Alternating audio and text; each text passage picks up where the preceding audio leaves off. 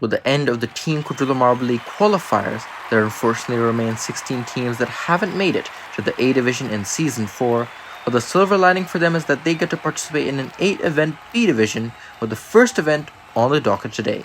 It's balancing, and we saw it not too long ago in the A-Division.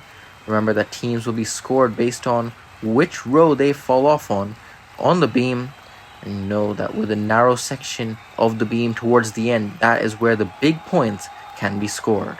Of course, in the B Division at the end of the 8 events, the bottom 4 will not make it to the next season's qualifier, so keep that in mind as we move into this event.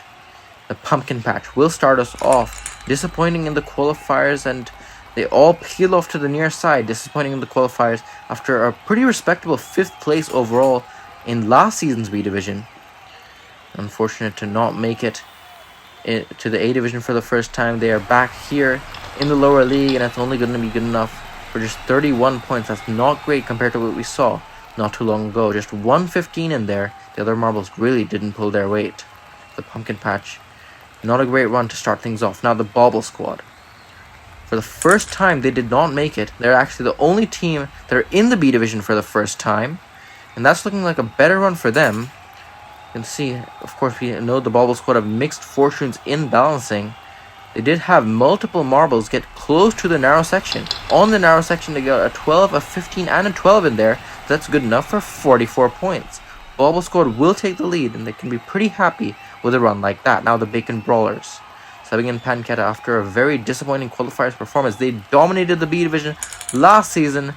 Wasn't enough to qualify. They will get a finisher from their anchor marble. That's the reserve in the back, subbed in for this event.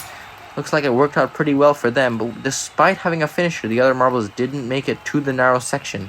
So how does it compare to the bauble squad? It is just barely behind, 42 points. Despite having a finisher, the bauble squad didn't. The Bacon Brawlers are just 2 points behind the leaders so far. So the Bacon Brawlers, it's not quite the ideal start like last season, but they still have a pretty good total. Now the Mountain Climbers, subbing in the reserve as well with Summit in the 2nd position. After getting relegated last season, they will get 2 finishers. Their front Marble Mountain, their captain, with the Summit, their reserve, right behind them, shadowing each other. You can see they have confidence in each other as they traverse through the same line across the beam, and they get to the end. 2 finishers and 51. They take the lead. The Mountain Climbers, that kind of came out of nowhere. They got relegated last season, 15th place, also underperformed in the friendly round this season in balancing and as a whole, but despite that, they get 2 finishers here and take the lead. So this is looking like a return to form for them. Remember, from the first 2 seasons, they overall podiumed in the B Division. Now the Nickel Knights, another team that has severely underperformed, last place in both Season 2 and Season 3 B Division, and their run was not the redemption that the Mountain Climbers perhaps are getting.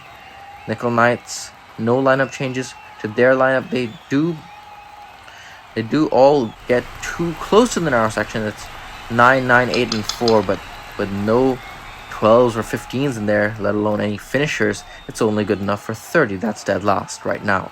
Now the Efficient Eggs, also a team that after having 2 seasons qualified, they are back in the B Division. We'll see how they can do. They will get 1 finisher from their anchor marble Fry, and they haven't been the best balancing before, so this is looking pretty good for them. They had 2 marbles to the near side, 1 marble to the far side. How does it compare? It is 44, 2nd place, just behind just ahead of the Bauble squad, behind the Mountain Climbers, of course, who are still leading. The Efficient Eggs, on the account of having a finisher, they will be ahead of the Bauble squad despite being tied on points. It's a pretty good run for them. They can be happy with that. Now the Tree Fleet. Tree Fleet has won balancing in the Season 1 B Division before. Of course, got relegated last season. Their anchor marble, after being very strung out, will get all the way to the end. Mixed fortunes for the other marbles, though. How will it compare? Many of these runs actually have had 1 marble getting to the end, so a finisher isn't guaranteed isn't a guarantee of any great result, and it's just good enough for 38. 9, 5, and 4 drag their run down a little. The Tree Fleet, middle of the pack for them. Of course, they did get relegated last season, getting just 14th.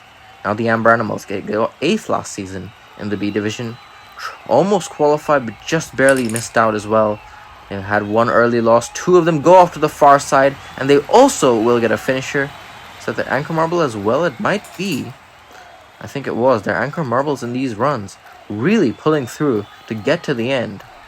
How does it compare to perhaps the previous run, which also had the Anchor Marble get to the end? It is better. 42 for the Amber Animals. That's good enough for 5th place.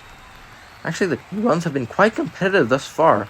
5th out of 8, that is in the bottom half, but a 42, that seems like a pretty good run. Behind the Bacon Brawlers and the tiebreaker, behind the Bobble Squad, Efficient Eggs, and the Mountain Climbers, who comfortably lead the field after the first half. Now the Blue Lotus. Shock relegation last season, 13th overall. They got the win in the friendly round. How will they do here? Trying to return to form, and oh, it's all gone wrong for the Blue Lotus. What happened there? 3 marbles to the near side, 1 marble to the far side. No one getting anywhere close to the narrow section. Disaster for the Blue Lotus. 21. That is comfortably going to be last place. And there have to be questions asked within that team. What's going on with the Blue Lotus? Now the Icicles. After getting dead last season in the A-Division, they're in the B-Division. They will get 1 finisher. Other 3 marbles also fairly down the beam. This look like a pretty good run for them. They didn't qualify. And they're back in the B-Division, but maybe this will suit them better. And they will get a 20-12. It's good enough for just 2nd place. 4 points behind the Mountain Climbers.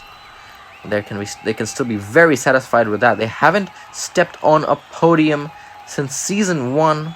Will this be when they finally do it again? Rock Pools now in the 11th run. But Cove at the helm, another team so unfortunate to not qualify. They were the closest team to qualification among these B-Division teams. No finishers here, but they did have 1 marble get all the way to the 15 there. You can see that 2-block wide row. That is a 15 coast getting all the way there. The other marbles, though, really did not pull their weight enough. That's only good enough for 31. They're in a direct tie with the Pumpkin Patch. So those 2 are going to be in a tiebreaker after this event. Now the Celestials. Celestials qualified last season, are back in the B Division. They had everyone go off to the near side. 2 marbles pretty early as well. So Celestials, this doesn't look like a great run either. They did have a couple of marbles make it to the narrow section. I think they'll have a pair of 12s in there. That's going to help them just a bit. It's good enough for 34 points. 8th place only, though, after 12 runs. The standards set in the earlier part of this event are proving tricky for some of these later teams. Celestials, another bottom half among these last 2 teams. You can see the Pumpkin Patch and the Rock Pools tied at 9th. Mountain Climbers still unscathed at the top. Will anyone challenge them? Team Nectar, they got the win in balancing in the qualifiers out of everyone. How will they do here? They have 2 early losses, but 2 finishers. Just like the Mountain Climbers, Team Nectar will do just as well almost as they did in the qualifiers here, staying true to that performance. But I don't know if those other 2 finishers will be enough. It will not. 50, just by 1 point, Team Nectar is off the Mountain Climbers. Despite 2 finishers, they will not take the lead, but still, that's good enough for 2nd place, and a pretty comfortable 2nd place, I might have to add. The Team Nectar looking very good after pretty much 3 seasons of struggling. Just last season, they weren't relegated for the first time. Now Deserters, also a team that has stayed in the B Division a lot since season 2, and everyone goes off to the near side. This might be a contender for dead last as well. Deserters, them not qualifying isn't too much of a surprise, but 13th place. They do beat the Blue Lotus just by 2 points. That's all they can muster, though. Deserters, this is not the start that they would have wanted. Now, the Heliospheres. Heliospheres also struggled a lot in balancing in the qualifiers. First marble will go out very early. The reserve is subbed in there, and I'm not sure how they did, but it seemed like a decent run, all things considered, actually. Everyone fell off before the narrow sections to the Heliospheres. This is not looking like a great run. It is 13th place, just better than the Deserters and the Blue Lotus.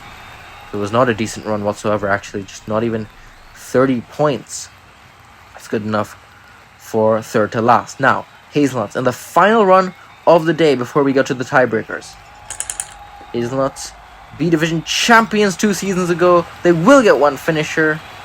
The other three marbles fell off fairly early after returning to the B division after qualifying last season and doing pretty poorly. The Hazelnuts, will they find their footing once again in the lower league? It's good enough for just 9th place for the Hazelnuts with a finisher. The other marbles just 4, 4, and 6, so it's only good enough for 34. The Hazelnuts, the middle of the road finish in the first event. So now, in the tiebreaker between the rock pools and the pumpkin match will go first. It is just their captains. So Squash will be out in front. Oh, that's a very good run actually from their captain. They get all the way to the 12. The 3-block wide row.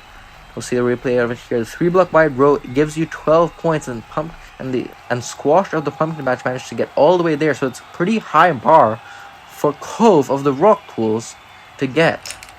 Rock pools, they curl off to the near side and they cannot recorrect. So the rock pools will not beat the pumpkin patch. It was only 6 points for them, so they will lose out in the tiebreaker for, I think, 11th place. But that means Mountain Climbers, just by 1 point over Team Nectar, they will win the first B-Division event. Isn't it finally nice to see them back on the podium with Team Nectar and the Icicles also making the podium in balancing?